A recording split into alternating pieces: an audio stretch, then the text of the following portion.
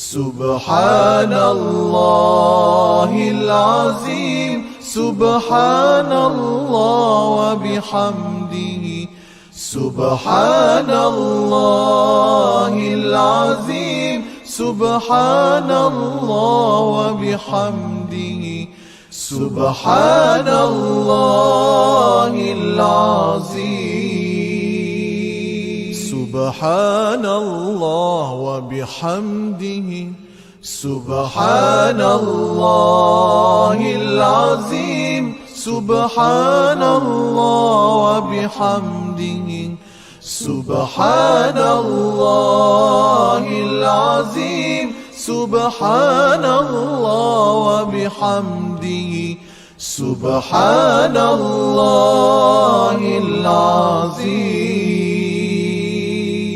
سبحان الله وبحمده سبحان الله العظيم سبحان الله وبحمده سبحان الله العظيم سبحان الله وبحمده سبحان الله العظيم سبحان الله وبحمده سبحان الله العظيم سبحان الله وبحمده سبحان الله العظيم سبحان الله وبحمده سبحان الله العظيم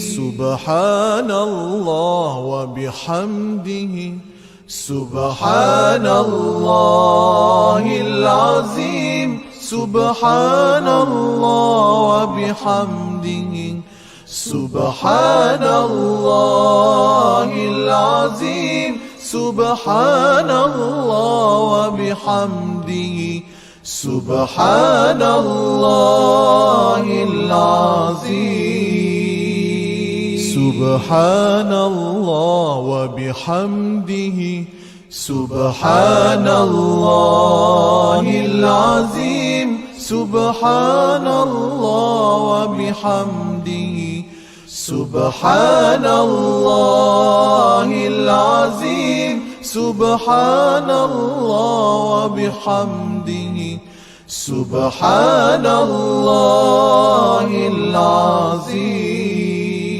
سبحان الله وبحمده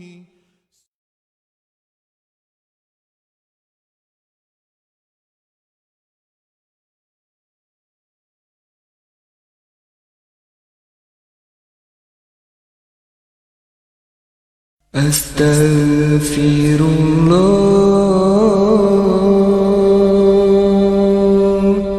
أستغفر الله أستغفر الله أستغفر الله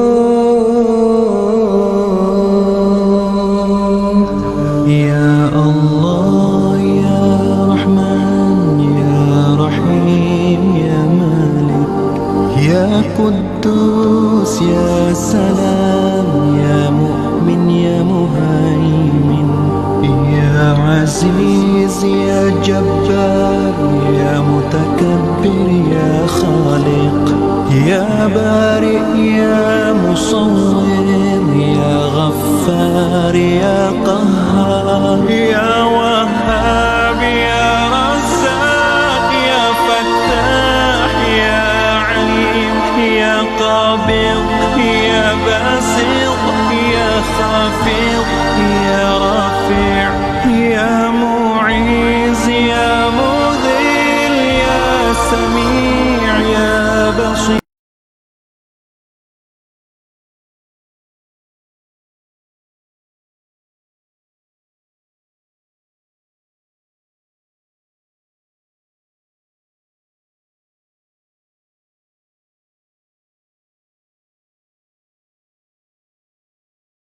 العليم من الشيطان الرجيم.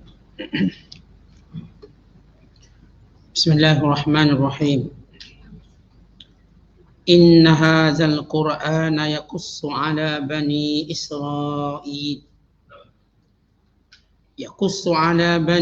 إسرائيل أكثر الذي هم فيه يختلفون وإنه لهدى ورحمة للمؤمنين.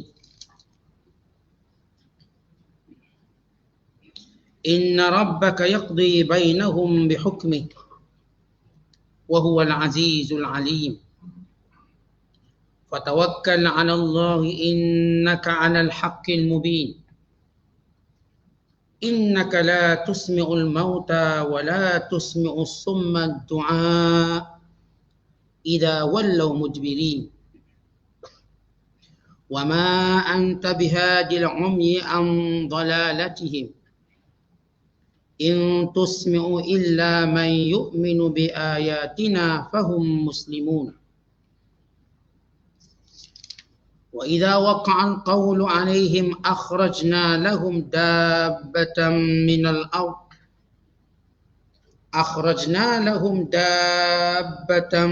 الأرض تكلمهم أن الناس كانوا بآياتنا لا يوقنون. ويوم نحشر من كل أمة فوجا ممن يكذب بآياتنا فهم يوزعون. حتى إذا جاءوا قال أكذبتم بآياتي ولم تحيطوا بها علما أم ماذا كنتم تعملون. ووقع القول عليهم بما ظلموا فهم لا ينطقون. ألم يروا أنا جعلنا الليل ليسكنوا فيه والنهار مبصرا إن في ذلك لآيات لقوم يؤمنون. Sadaqallahul Azim. Sesungguhnya Al-Quran ini menceritakan kepada Bani Israel perkara yang sebenar-benarnya mengenai kebanyakan soal-soal agama yang mereka berselisihan padanya. Dan sesungguhnya Al-Quran itu menjadi hidayah petunjuk dan rahmat bagi orang-orang yang beriman. Sesungguhnya Tuhanmu, wahai Muhammad, akan memutuskan di antara mereka dengan hukumnya. Dan dialah sahaja yang maha kuasa lagi maha mengetahui. Oleh itu berserahlah kepada Allah. Sesungguhnya engkau berada di atas kebenaran yang jelas nyata. Sesungguhnya engkau tidak dapat menjadikan orang-orang yang mati hatinya itu menerima ajaranmu. Dan tidak dapat menjadikan orang-orang yang peka itu mendengar seruanmu. Apabila mereka berundur ke belakang disebabkan keingkarannya. Dan engkau tidak akan dapat memberi petunjuk kepada orang-orang yang buta supaya menjauhi kesesatan mereka. Engkau tidak dapat memperdengarkan seruanmu itu melainkan kepada orang-orang yang sanggup beriman akan ayat-ayat keterangan kami. Kerana mereka orang-orang yang berserah diri dengan ikhlas. Dan apabila sampai masa berlakunya hukuman atas manusia, kami keluarkan untuk mereka sejenis binatang dari bumi yang akan menyatakan kepada mereka bahawa manusia telah tidak meyakini ayat-ayat keterangan dan pengajaran kami. Dan ingatlah, hari kami himpunkan dari tiap-tiap umat sekumpulan besar orang-orang yang mendustakan ayat-ayat keterangan kami. Lalu mereka dijaga serta diatur keadaan dalam perjalanan masing-masing. Sehingga apabila mereka datang ke tempat pengadilan, Allah Ta'ala berfirman, adakah kamu mendustakan ayat-ayat keteranganku?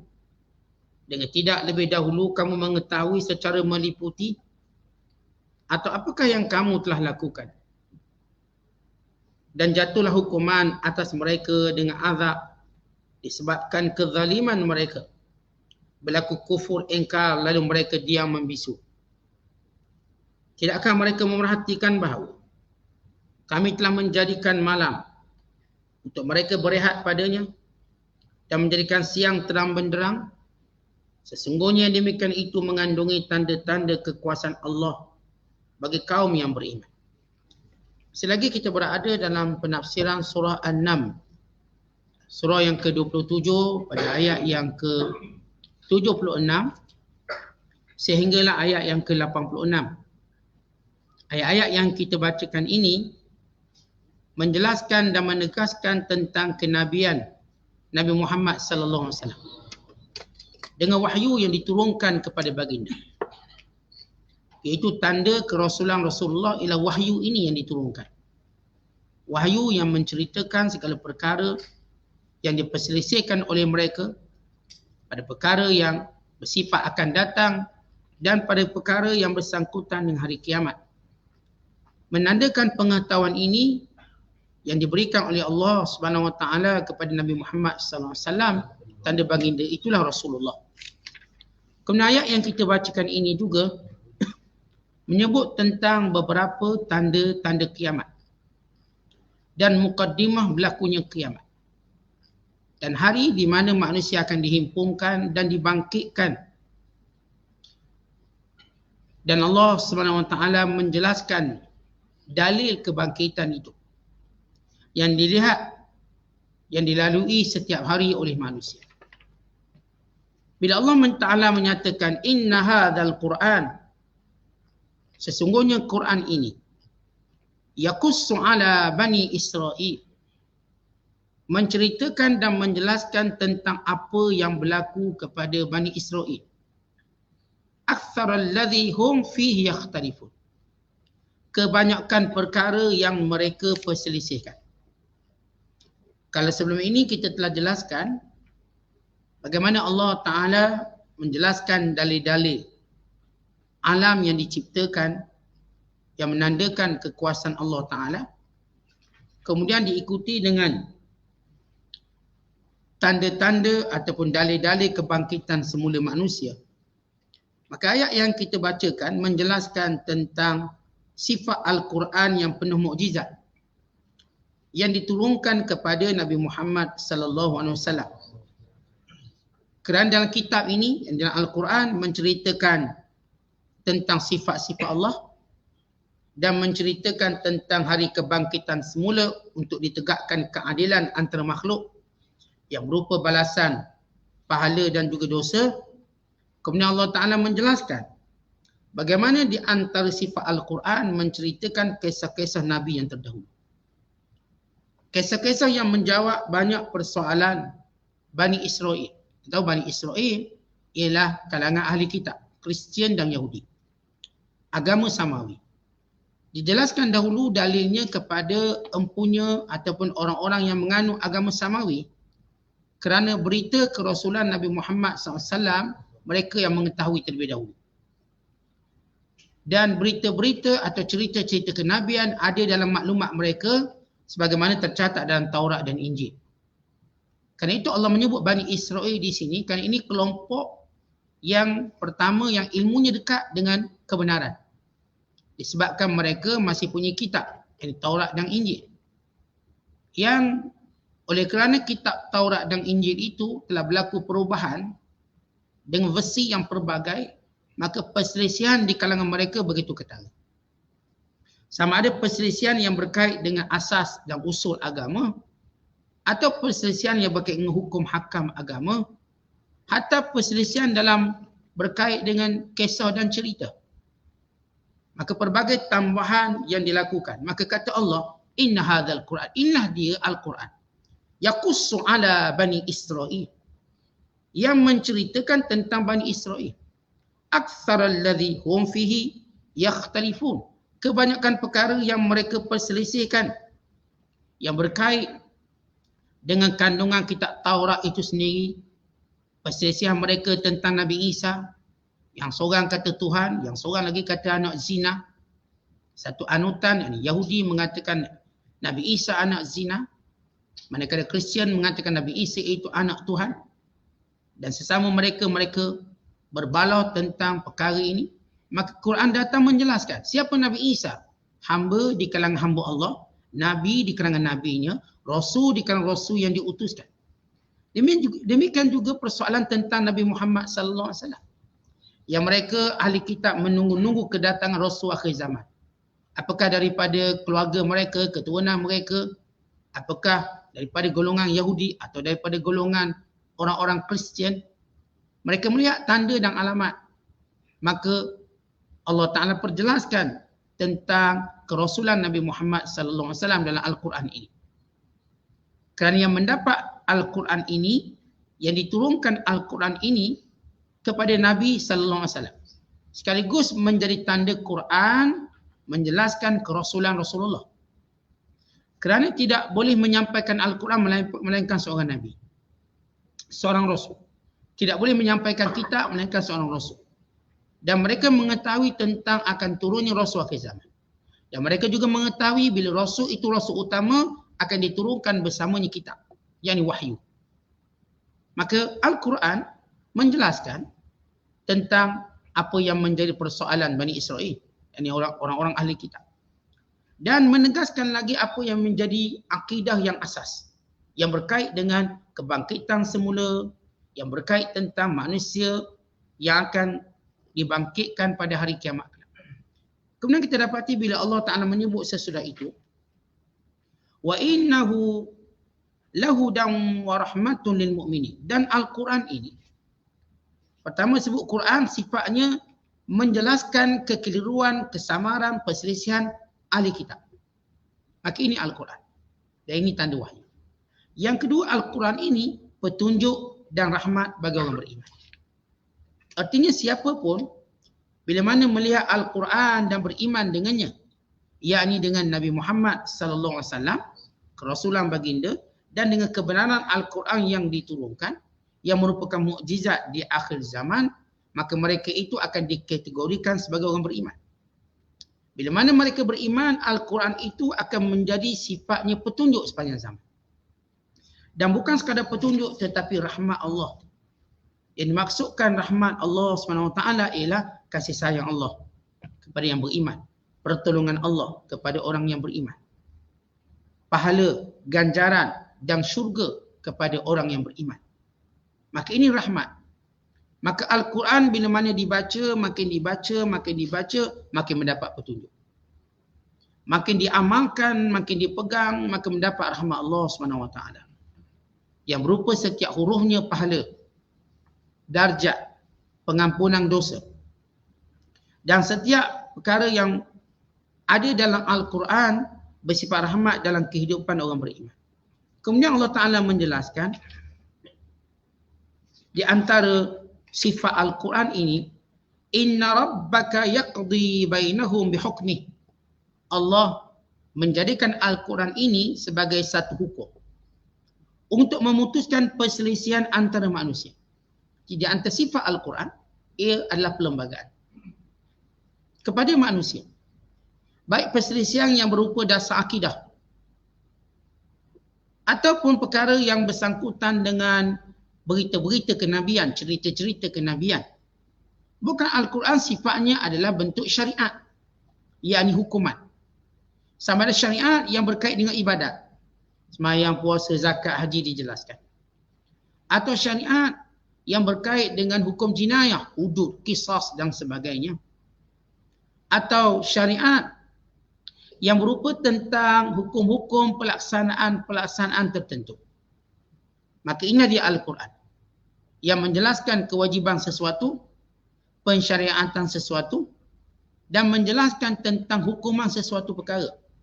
Baik yang melibatkan perkara mencurinya, merompaknya, berzinanya, hukum yang berkait dengan membunuh manusia, dan hukum yang berkait dengan hukum qisas, hukum berkait dengan hudud, mencederakan manusia. Maka inilah Al-Quran yang menjadi pemutus. Sebab itu Al-Quran sifatnya adalah perlembagaan. Dia bukan dibaca semata-mata. Dia bukan ditadabbur semata-mata, tetapi ditegakkan sebagai hukum. Sebab itu disebut dalam hadis, innallaha yarfa'u bihadzal kitabi aqwaman wa yad'u bihi al-akhirin. Sesungguhnya Allah dengan Al-Quran ini dia angkat satu kaum. Ini kaum yang berhukum dengan Quran, maka Allah angkat. Dan dengan Al-Quran ini, yakni dengan sebab ditinggalkan Al-Quran ini, Allah jatuhkan satu kaum. Bahkan sejarah menunjukkan bila umat Islam melaksanakan Al-Quran sebagai perlembagaan, maka negara menjadi aman. Negara menjadi makmur. Negara dicurahi dengan keberkatan. Bila satu ketika Hisham bin Abdul Malik ingin membuang dasar perlembagaan Al-Quran dalam undang-undang, dalam negara. Yang sebelum itu pada zaman Kerajaan Umayyah, permulaannya, sehingga zaman Umar bin Abdul Aziz dilaksanakan hukum syariat. Ya, kita tak nafikan adanya, kita katakan kekurangan-kekurangan yang melibatkan pelaksanaan. Bukan hukumnya, hukum perfect, pelaksanaan. Kerana kalangan pemimpin yang zalim dan sebagainya. Dari sudut pelaksanaan itu mungkin berlaku kekurangan. Namun masih lagi umat Islam berpegang secara umumnya pada Al-Quran. Menyebabkan umat Islam membina tamadun yang hebat. Datang Hisham bin Abdul Malik. Seketika dia melonggarkan hukum tersebut. Maka huru-hara negara yang mencuri mula berani, merompak mula berani. Kerana hukum Allah yang disebut oleh Allah dalam Quran, nakalan minallah. Semua hukum-hukum yang ada dalam Quran bersifat pencegahan dari Allah. Tentang antara sifat hukum ialah dia mencegah. Dia bukan sekadar menghukum orang yang buat salah, tapi mencegah pada orang yang mungkin ada niat nak buat salah. Ataupun yang mungkin merancang nak buat salah. Kerana ada manusia yang dia buat salah. Ada manusia berniat nak buat salah. Ada yang mencuri, ada yang niat nak mencuri.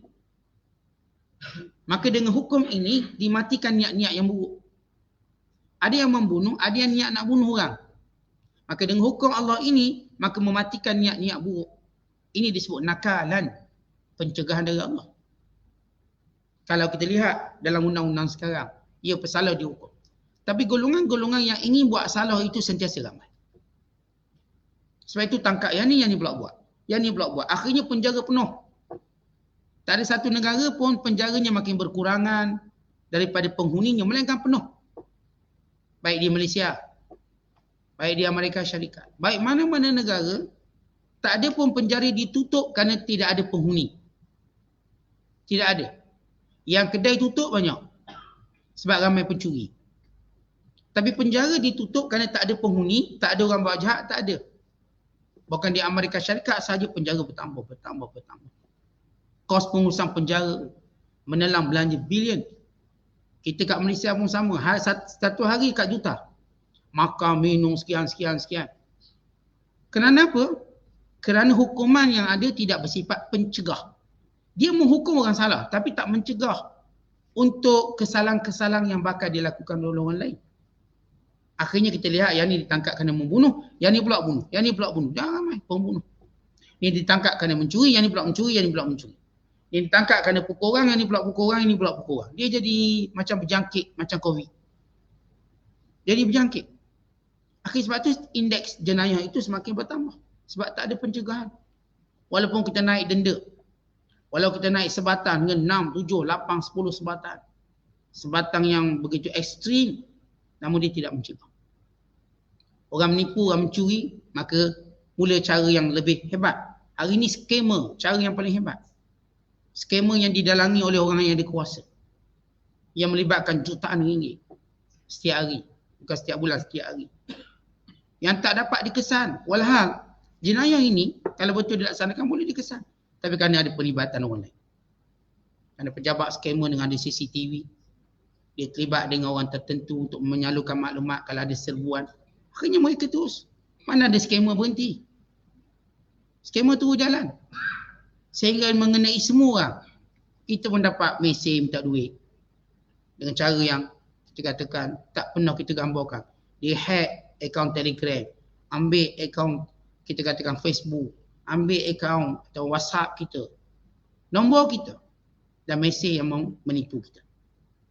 Menunjukkan bagaimana hukum selain daripada perlembagaan Al-Quran tidak bersifat mencegah. Ya, dia menghukum bersalah tapi tidak mencegah. Tetapi Al-Quran hukumannya bukan sekadar menghukum bersalah tetapi mencegah. Bahkan kalau kita lihat dalam hukum Islam banyak yang jauh lebih ringan berbanding hukuman-hukuman yang dilakukan oleh hukuman sekular ataupun perlembagaan jahiliah ini. Ya, ada orang kata hukum yang kita laksanakan itu ta'zir. Ia ta'zir pada benda yang tidak disebut oleh Al-Quran dan hadis Nabi SAW. Tapi bila kita sebut tentang ta'zir, perlu ada dulu hukum asasnya. Umpama gini, sebelum kita cerita bonus, kita akan cerita gaji utamanya. Tak ada orang dapat bonus tanpa gaji. Saya bulan ni dapat bonus. Awak gaji sebulan berapa? Saya tak ada gaji, tu dapat bonus je. Tak mungkin sebab bonus dia datang sebab ada gaji. Sama juga hukum ta'zir dia datang kerana ada hukum asasnya. Disebut hukum hududnya, kisasnya, diikuti dengan ta'zir. Dia tak datang terus ta'zir. Sebab itu dia tidak mencegah. Kemudian kata Allah, fatawakkal 'ala Allah. Kerana itu bertawakkallah kamu pada Allah wahai Muhammad. Innaka 'alal haqqil mubin. Kamu orang yang benar. Berada dalam kebenaran. Baik bila orang-orang musyrikin Mekah. Demikian juga ahli kitab yang menjadi bekalan maklumat kepada musyrikin Mekah. Untuk terus menafikan kenabian Muhammad sallallahu alaihi wasallam, kerasulannya, sekaligus menafikan Al-Quran sebagai wahyu yang diturunkan. Maka Allah jelaskan wahyu itu dengan terang nyata mengkhabarkan perselisihan kamu bahkan menyelesaikannya. Wahyu ini sifatnya rahmat dan petunjuk sepanjang zaman. Dan wahyu ini ialah hukuman dan perlembagaan yang menyelesaikan kemeluk dan masalah manusia. Tetapi kalau mereka tetap engkar tidak mau percaya tentang kerasulanmu wahai Muhammad, kebenaran Al-Quran, fatawakkal 'ala Allah. Maka letakkanlah keyakinanmu pada Allah. Bergantunglah pada Allah.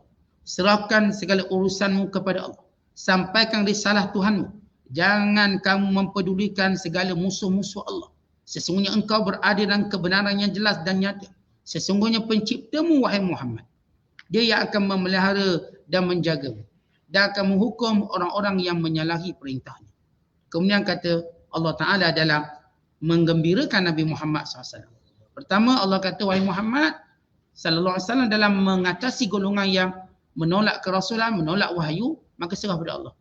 Tapi begini cara dalam kehidupan kita. Kita kadang-kadang bila kita tegur orang, nasihat orang, orang tak nak dengar. Orang menolaknya mentah-mentah. Orang beri alasan itu, alasan itu. Maka apa sikap kita? Serah pada Allah. Ya, kita inginkan kebaikan. Kalau kita ayah, kita mak nak kebaikan pada anak-anak. Atau kalau kita sahabat, kita kawan, nak kebaikan untuk kawan-kawan kita. Atau kalau kita orang beriman, nak kebaikan pada orang beriman. Lalu kita cegahlah maksiat dia buat supaya berhenti, kemungkaran yang dilakukan supaya jangan diulangi lagi. Tiba-tiba mereka ini bukan sekadar tidak mau menerima, bahkan menentang. Maka apa sikap kita? Apa kita nak buat? Kita tak pukul mereka. Tapi Allah ajar kita serah urusan ini pada Allah. Ini adalah asas dalam kejayaan suatu perkara. Pertama, usaha kita dalam buat sesuatu mesti. Kemudian pergantungan kita kepada Allah Ta'ala wajib. Ini kita perlu mengambil jalan-jalan usaha kita. Tetapi pergantungan pada Allah itu wajib. Hatta dalam keadaan kita nampak respon yang negatif atau positif. Ya, kalau yang negatif, yang tolak-tolak, kita tak putus asa dengan pergantungan dengan Allah. Kalau yang positif pula terima bulat-bulat, kita pula tak sombong sebab orang terima. Sebab kita hamba Allah.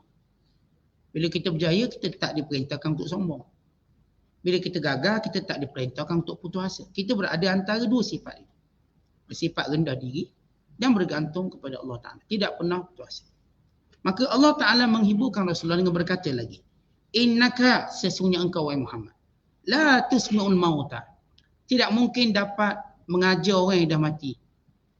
Orang dah mati tak dengar suara. Maksudnya hati yang dah mati. Dan bila hati dah tertutup cakap apa pun macam itulah.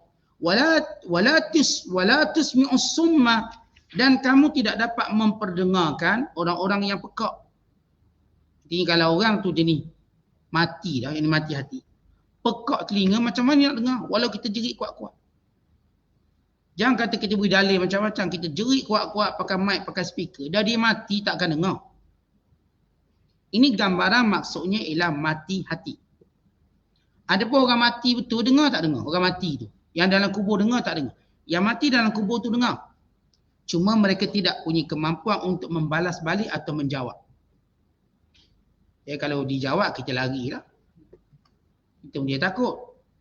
Sebagaimana disebut dalam hadis Nabi sallallahu alaihi wasallam, Rasulullah menyatakan bila tanam satu jenazah lalu ditinggalkan, maka ahli kubur tadi mendengar derapan kasut-kasut, selipar-selipar yang dihentak oleh para pengiring jenazah.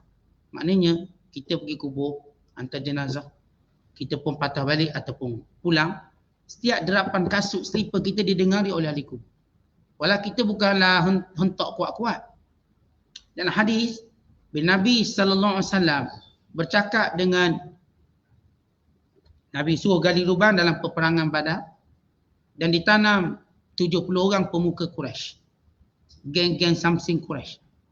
Lalu Nabi SAW bercakap dengan mereka. Ya, disebut, wahai pemimpin-pemimpin Quraisy, wahai orang kafir. Ketika itu para sahabat kata, ya Rasulullah, innama tukallimu ajsadan la arwahalaha. Kenapa bercakap dengan orang dah mati? Kata Nabi SAW, walladhi nafsu Muhammadin biyadi, ma antum bi asma'a lima aqulu minhu. Demi diri Muhammad berada di tangannya, kekuasaannya. Mereka lebih mendengar daripada kamu. Orang bila mati, dia dengar percakapan orang hidup. Dengar sangat. Sebab tu kalau kita lalu kat kubur, tak payah buka tingkap lah beri salam. Takut tak dengar Ustaz, tak payah buka tingkap. Sebab Assalamualaikum ya ahlal kubur. Jangan pula kita jaruk macam jauh je. Kata Rasul, bi asma'a minhum, mereka lebih tajam telinganya daripada kita. Lebih tajam. Kalau kita ni, kalau orang jauh, macam mana dia dapat dengar suara orang? Dia tengok bibir tu tahu ini sebut salam. Artinya Allah jadikan panca dia melihat gerakan bibir. Tahu orang ni beri salam. Tuan-tuan, misalnya kawan-kawan kita jauh, naik motor ke naik kereta, kita perasan dia beri salam sebab dia tangan angkat, tangan mulut dia bergerak. Salam. Kita pun sebut Waalaikumsalam. Itu cara kita melihat atau mendengar suara jauh. Isyarat. Maka ahli kubur ini, mereka dengar lebih tajam pada kita. Kerana itu disunatkan talqin, kerana mereka mendengar. Tapi mereka tak boleh jawab. Dan hikmah jawab sebagai satu rahmat pada kita. Dan tak jawab juga sebagai satu ujian pada kita. Kalau jawab ahli kubur semua jadi baik, saya pun tak payah kuliah, kita pakai tidur belaka. Sebab semua orang baik. Tapi yang realitinya, kerana Allah jadikan ujian, sehingga kata Nabi SAW, kalau Allah izinkan, nescaya aku jadikan semua kamu mendengar bicara ahli kubur. Tapi Allah tidak izinkan. Allah tidak izinkan, ia menjadi rahsia, ujian. Tetapi ahli kubur ini mendengar kalau kita cakap apa-apa, sebab itu sunat kita beri salam. Assalamualaikum ya ahlal kubur. Sebagaimana sunat kita juga beri salam ataupun mengucapkan sesuatu bila kita lalu kubur orang kafir. Yang disebut dalam hadis yang dikeluarkan oleh Imam Ahmad dalam Musnad.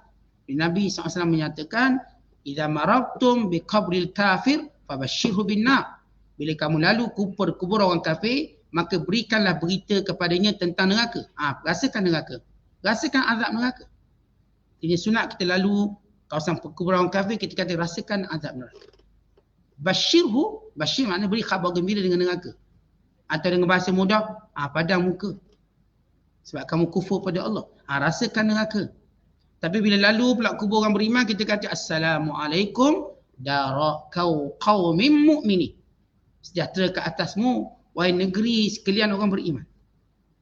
Kan di sini tak ada orang kafir dalam negeri itu. Kerana orang Islam akan diasingkan berperingkat-peringkat. Kalau kat dunia ni kita bercampur Islam kafir. Nanti bila kat kubur, maka diasingkan Islam lain, kafir lain. Haram orang kafir ditanam di perkubur orang Islam. Sebagaimana haram orang Islam ditanam di perkubur orang kafir. Kalau didapati ada begitu, perlu digali dan wajib digali. Maknanya kalau ada orang kafir ditanam kubur Islam, kena gali balik, bongkar balik, letak kubur orang kafir. Dan kalau ada orang Islam ditanam di perkubur orang kafir, kena korek balik dan wajib korek berletak. Kerana mula berlaku pengkhususan. Kat dunia ni kita campur kafir Muslim.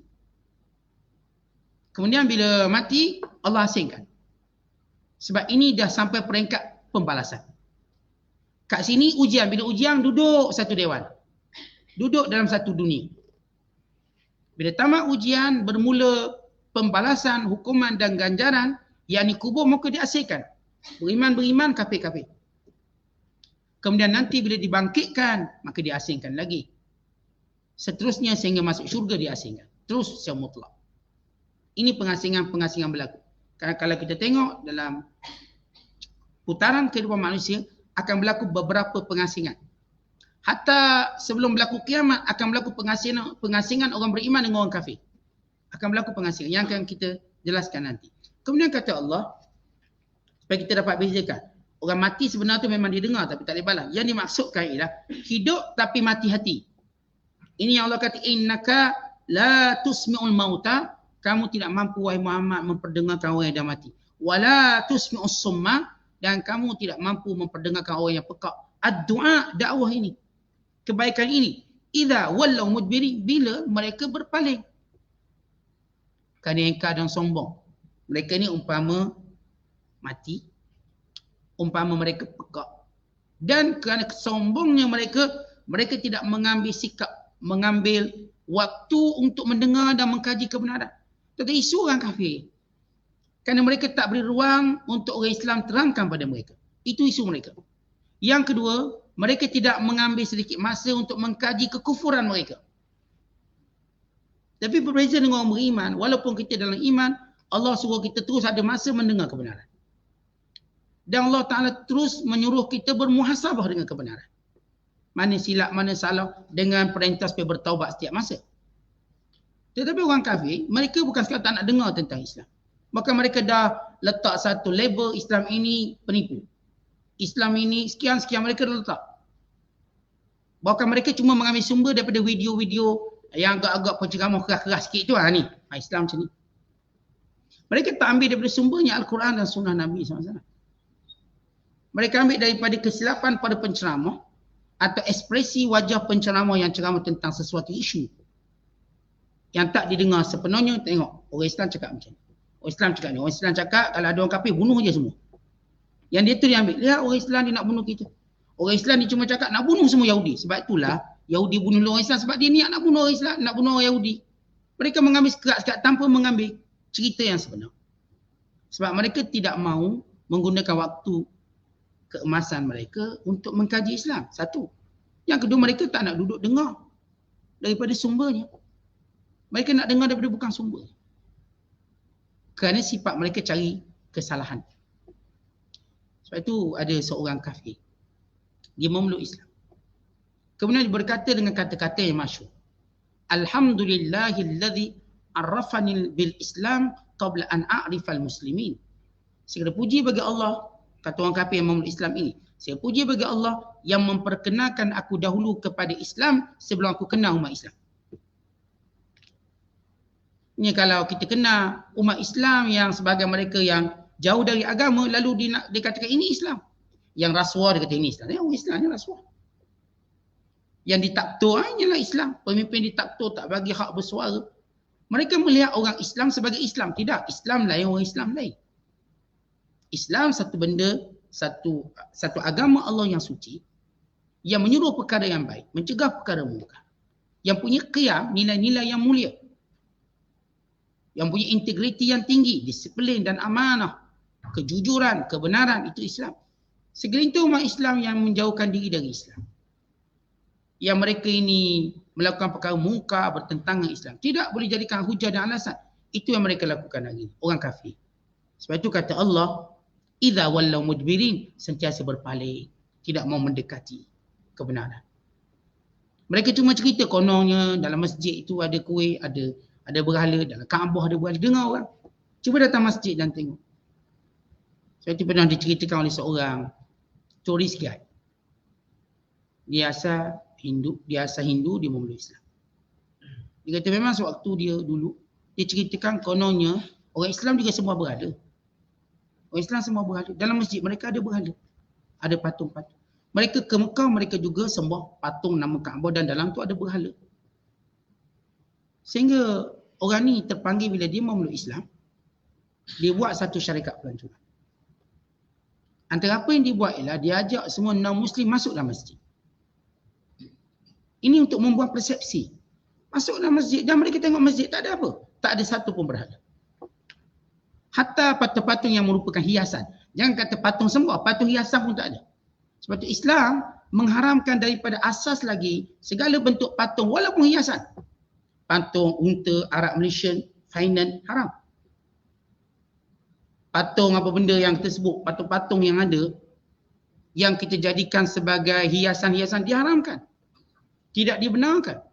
Melainkan pengecualian pada dumiah ataupun pengecualian pada mainan kanak-kanak. Kerana sifat patung-patung tadi, bila kanak-kanak main, dia akan hancurkan dia akan rosakkan dia akan patah-patahkan dia. Tapi kita yang dah tua-tua ni simpan teddy bear lagi buat tidur. Orang suruh peluk suami, dia peluk teddy bear. Simpan lagi patung ni, kononnya kenangan. Ia diharamkan dalam Islam. Hatta gambaran patung juga tidak dibenarkan. Sebab itu Islam bersih daripada segala unsur-unsur keberhalaan dan kepatungan. Bukan ada berhala tak ada, patung-patung yang hiasan pun tak ada. Bahkan hukuman yang berat, azab yang besar kepada orang yang membina patung. Walau bukan tujuan penyembahan. Sekadar hiasan, ni patung pemain bola. Ni patung ayah dia. Dia buat patung ayah dia letak kat penjuru rumah. Ia diharamkan.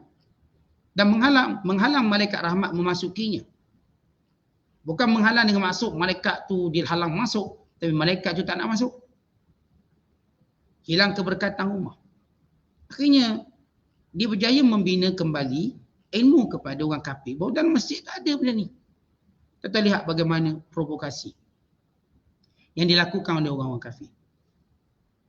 Saya baca satu komik seorang tu beri saya komik. Komik ini untuk menghina Islam. Satu. Lalu menuduh macam-macam benda-benda yang buruk terhadap Islam.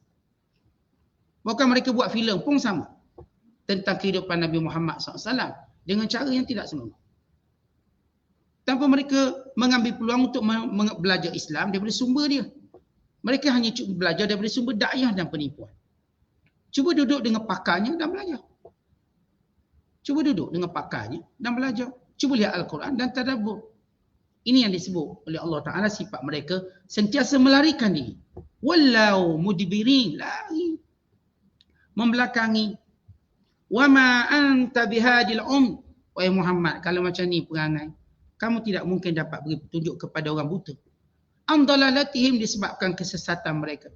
In tusmi'u illa, kamu hanya memperdengarkan kepada orang mayyu'minu bi ayatina yang benar-benar ingin beriman dengan ayat-ayat keterangan kami, wahyu-wahyu kami, tanda-tanda kebesaran kami, fahum muslimun, dalam keadaan mereka menundukkan diri mereka mentaati Allah Subhanahu wa taala. Allah jelaskan yang benar-benar akan beriman ialah orang-orang yang benar-benar yang akan mendapat rahmat daripada dakwah Nabi sallallahu alaihi wasallam. Ialah orang yang bersedia mendengar, bersedia memberi ruang telinganya untuk mendengar.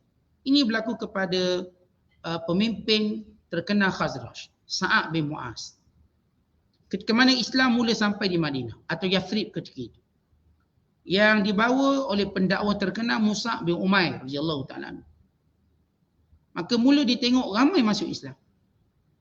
Dia kata ni agama apa sampai ramai mudah sungguh orang percaya. Tapi kalangan mereka ada kata ini sihir, itu ini macam-macam. Lalu kata Sa'ad bin Mu'az, biar aku dengar. Kalau ia baik aku ikut. Kalau dia tak baik aku tinggalkan. Aku kan orang cerdik. Aku kan orang bijak. Maka dia pun pergi bertemu dengan Musa bin Umair. Lalu memacokkan lembing di depan. Cakap dia kata, cakap. Lalu Musa bin Umair membacakan kepada ayat Al-Quran dan menjelaskannya. Maka seketika dia dengarnya, dia mengetahui inilah kebenaran. Maka dia pun memeluk Islam. Dan menjadi antara sahabat yang mulia yang disebut dalam hadis bergegar arasy Allah pada hari kematiannya. Iaitu meninggal syahid dalam peperangan Ahzab. Dan kecederaan yang teruk yang beliau kena. Menyebabkan kematian beliau. Yang disebut oleh Nabi SAW. Ihtazzal arsyu li mauti Sa'ad ibn Mu'az. Bergegar arasy Allah kerana kematian Sa'ad bin Mu'az. Maksud bergegar arasy kerana kerinduan untuk menyambut rohnya. Bergegar kerana gembira. Disebabkan kemuliaannya. Ini Sa'ad bin Mu'az yang meninggal pada usia 37 tahun. Pemimpin Khazraj terkenal. Yang dikata kalau Islam tu cakap benda betul, aku ikut. Kalau tak betul, aku orang bijak. Aku baru tahu nak tolak macam mana. Sebab tu kita katakan kat mana Islam tak baiknya. Cuba dengar dulu tentang Islam, kat mana tak baiknya. Tentang judi ke? Arak ke? Tentang aurat ke? Tentang riba ke? Tentang zina? Yang kita suka, yang bila ada seorang lelaki kata, ya, dia kata, aku nak masuk Islam dengan syarat aku boleh berzina. Kenapa halang kemahuanku? Maka Nabi SAW berkata, apakah kamu suka kalau sekiranya ibu kamu berzina? Oh, tak suka. Anak kamu berzina? Tak suka. Kakak kamu berzina? Adik perempuan kamu? Mak saudara kamu? Lalu Rasulullah membilang-bilang wanita-wanita yang punya hubungan kerabat dengannya. Kemudian Rasulullah berkata, perempuan yang kamu zina itu mungkin ibu seseorang. Mungkin anak seseorang. Mungkin adik seseorang. Mungkin anak saudara seseorang. Mungkin. Akhirnya lelaki ini faham dan tidak ada benda yang paling dibenci dalam hidupnya melainkan zina. Paling benci zina. Dan orang kata, kenapa Islam haramkan zina? Kita kan suka sama suka. Suka sama suka. Soalan pertama yang Rasulullah tanya sebagai mantik, logik. Kalau ada orang tu dia suka zina. Dia suka tak kalau isterinya berzina? Kalau dia lelaki yang zina merata, pergilah segala tempat penzinaan. Soalannya, suka tak isteri awak yang berzina? Oh, marah. Saya bunuh orang tu. Dan awak berzina tu mungkin perempuan tu isteri awak. Awak suka tak anak perempuan awak berzina? Oh, tak boleh, marah. Kenapa marah bila berlaku pada orang terdekat dengan kita? Tapi kita merelakan diri kita untuk berzina dengan wanita lain yang mungkin mereka adalah statusnya sebagaimana kita. Anaknya, isterinya. Dan sebab tu kita katakan, mana dalam Islam yang menjadikan mereka rasa tak selesa dengan Islam? Kat mana? Ini Quran. Ayat mana yang mereka tak selesa? Ini hadis Nabi SAW. Hadis mana yang mereka tak selesa? Maka sila beritahu. Itu yang disebut oleh Allah Ta'ala. Masalahnya mereka bekak telinga tak nak dengar. Mereka ni orang yang mati hati mereka. Mereka ni orang suka berpaling. Mereka tidak mahu memberi masa untuk mendengar. Kalau mereka dengar bila buat diskusi agama, mereka tak nak. Ni Ahmad Didat disekat masuk banyak negara. Hanya kerana berdiskusi agama. Negara yang perjuangkan hak berbicara, hak bercakap. Ini Zakir Naik diharamkan oleh banyak negara. Walau nak sampaikan kebenaran. Bahkan disebut oleh salah seorang yang terkenal dalam Kristian. Dia kata, akan berlaku satu waktu memang orang Kristian akan memeluk Islam semua. Kalau kebenaran itu sampai ke telinga mereka. Dan kita dah sebut hadis sebelum ini, di antara tanda-tanda kiamat, bahawa bila turunnya Nabi Isa, semua orang Kristian itu beriman pada Allah. Kenapa? Kerana waktunya mereka mendengar kebenaran. Waktunya mereka mendengar kebenaran tentang Isa. Kerana Nabi Isa turun, pertama akan mematahkan doktrin salib. Mematahkan salib. Yukassirus salib. Buang salib. Bohong. Salib tak ada kena-mengena dengan Kristian. Nabi Isa tak pernah buat ajaran salib. Tidak pernah. Tapi mereka jadikan salib sebagai benda utama dalam Kristian. Walau tak ada kena-mengena dengan ajaran Kristian salib. Maka bila penjelasan itu berlaku, kerana Allah mensifatkan orang Kristian sebagai golongan sesat. Dhalin. Sampai mereka tahu umpama orang lalu jalan mati. Dia seronok lagi. Sampai ke penghujung baru tahu jalan mati. Dia akan patah balik. Sampai penghujung. Tapi Yahudi lain. Yahudi Allah sebut maghdubi alaihim, dibenci oleh Allah. Mereka ni bukan sesat tapi dibenci, dilaknat. Sebab itu Yahudi tidak akan beriman. Bahkan Yahudi menjadi pengikut Dajjal. Orang Kristian dia tak akan jadi pengikut Dajjal. Dia akan beriman kepada Nabi Isa AS. Sekaligus beriman kepada Allah Ta'ala dan beriman kepada Nabi Muhammad SAW. Maka ini yang kita katakan ruang yang perlu didengari. Yang disebut oleh Allah Ta'ala, in tusmi'u illa man yu'minu bi ayatina, yang cuma mendengar ayat kami ialah orang yang benar-benar hendak beriman, yang memberi ruang dan masa untuk melihat, untuk memikirkan. Fahum muslimun, dalam keadaan mereka tunduk dan patuh. Maka ini kebenaran. Sebab itu umat Islam wajib berdakwah. Kenapa wajib berdakwah? Kerana kalangan mereka yang tidak tahu tentang agama ini bukan mendapat daripada sumber lain, khususnya orang Kristian, khususnya, dan juga lain-lain mereka. Kebanyakan mereka saya katakan tak dapat maklumat betul tentang Islam. Bahkan dicuba cari apa yang menjadi kelemahan Islam untuk diwar-warkan. Maka isu itu dijawab oleh para alim ulama, oleh orang-orang berilmu di kalangan kita. Oleh sebab itu, kerja dan juga usaha kita menyampaikan kebenaran ini satu perkara yang perlu kita lakukan. Dia tak boleh terhenti. Kita tak boleh orang Melayu dan Islam kan stop lah, tak. Kita zalim pada orang yang tak tahu tentang kebenaran Islam. Yang perlu kita sampaikan, kita kalau jual produk yang untung tak berapa sen tu, kalau boleh nak suruh semua orang tahu produk kita. Dan kalau boleh nak suruh semua orang beli produk kita. Tapi Islam, seperti kita tak nak beritahu orang lain tentang Islam. Bagaimana produk kita umat Islam? Saya bawakan Islam. Sebagai satu tanggungjawab, khususnya saya kata memperbetulkan kefahaman yang salah yang ada dalam Islam yang dipahami oleh mereka secara da'iyah dan provokasi musuh. Wallahu a'lam bishawab. Assalamualaikum.